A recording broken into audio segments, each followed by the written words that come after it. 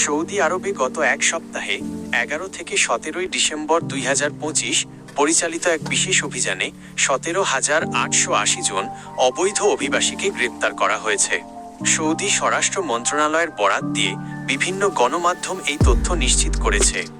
এই গ্রেপ্তার অভিযানের বিস্তারিত তথ্য নিচে দেওয়া হলো। গ্রেপ্তারের কারণ ও পরিসংখ্যান। সৌদি আরবের আবাসন, সীমান্ত নিরাপত্তা এবং শ্রম আইন লঙ্ঘনের অভিযোগে এই অভিযান পরিচালিত হয়।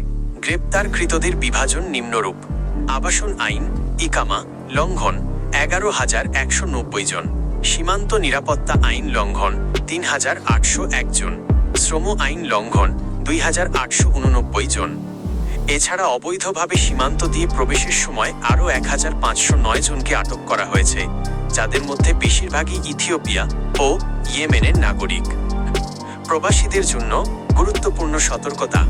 সৌদি সরকার এই অভিযানের পাশাপাশি কঠোর আইনি হুঁশিয়ারি জারি করেছে। কঠোর শাস্তি: কোনো ব্যক্তি যদি অবৈধ অভিবাসীদের আশ্রয়, পরিবহন বা কর্মসংস্থানের সুযোগ করে দেয়, তবে তাকে 15 বছরের কারাদণ্ড এবং সর্বোচ্চ 10 লাখ রিয়াল জরিমানার বিধান রাখা হয়েছে। রাজনৈতিক কর্মকাণ্ডে নিষেধাজ্ঞা: সম্প্রতি রিয়াদে বাংলাদেশ দূতাবাস একটি বিশেষ বিজ্ঞপ্তি জারি করেছে। সেখানে পরিষ্কার বলা হয়েছে, সৌদিতে কোনো ধরনের রাজনৈতিক সভা, সমাবেশ বা অননুমোদিত প্রচারণা চালানো সম্পূর্ণ নিষিদ্ধ। যারা এই নিয়ম ভাঙবে তাদেরও গ্রেপ্তারের ঝুঁকি রয়েছে। বাংলাদেশের প্রেক্ষাপট: যদিও এই 17,000 জন কেবল বাংলাদেশি নন, এখানে বিভিন্ন দেশের নাগরিক রয়েছেন, তবুও বাংলাদেশি প্রবাসীদের মধ্যে বড় ধরনের আতঙ্ক কাজ করছে।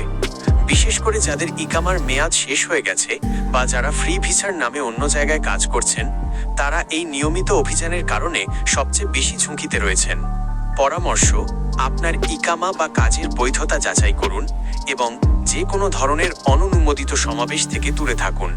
বৈধ কাগজপত্র ছাড়া ঘরের বাইরে বের হওয়া এই সময়ে অত্যন্ত ঝুঁকিপূর্ণ হতে পারে।